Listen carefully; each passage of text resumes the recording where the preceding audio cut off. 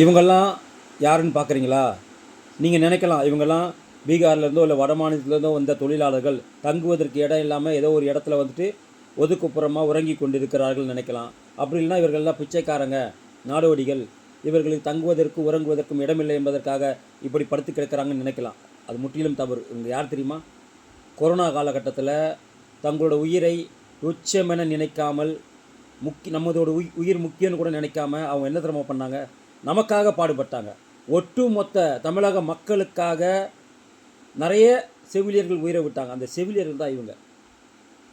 இன்றைக்கி இந்த நிலைமையில் இருக்கிறதுக்கு காரணம் இந்த தமிழக அரசும் இந்த திமுகவுடைய முதலமைச்சர் திரு மு.க. ஸ்டாலின் அவர்களும் தான் இவங்களோட இந்த நிலைமைக்கு காரணம். முக்கியமாக மா சுப்பிரமணியன் என்கிற சுகாதாரத்துறை அமைச்சர் தான் இவங்களுடைய நிலைமைக்கு இந்த காரணம். ஏன்னா இவங்க தேர்தல் வாக்குறுதியாக இந்த கொரோனா காலகட்டத்தில் இவ்வளவு பணியை செஞ்ச இவங்க தேர்தல் வாக்குறுதி என்ன கொடுத்தாங்க தெரியுமா?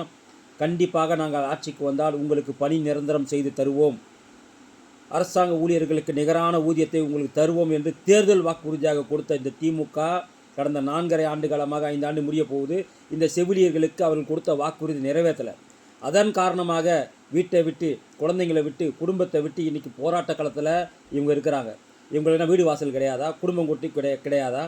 ஏன் இங்கே வந்து இப்படி படுத்து கிடக்கணும்? இவங்களுக்கு தலையெழுத்து எல்லாம் இந்த திராவிட ஆட்சி, இந்த தீய சக்தி திராவிட ஆட்சி தான் இவங்களை இந்த நிலைமைக்கு தள்ளி இருக்குது.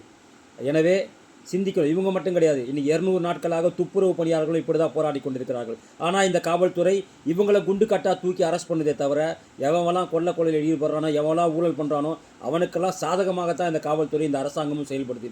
இவ்வளவு ஊழல் நடந்துச்சுன்னு சொல்லி இடி அறிக்கை கொடுத்தும் கூட அவங்க மேலே கைது நடவடிக்கை எடுக்காத இந்த காவல்துறை அப்பாவி துப்புரவு பணியாளர்களையும் அப்பாவி இந்த செவிலியர்களையும் கைது செய்து சிறையில் அடைக்குதுன்னு சொன்னால் எப்படிப்பட்ட அராஜகமான ஜனநாயக விரோதமான ஆட்சி இங்கே நடக்குதுன்னு பாருங்கள்.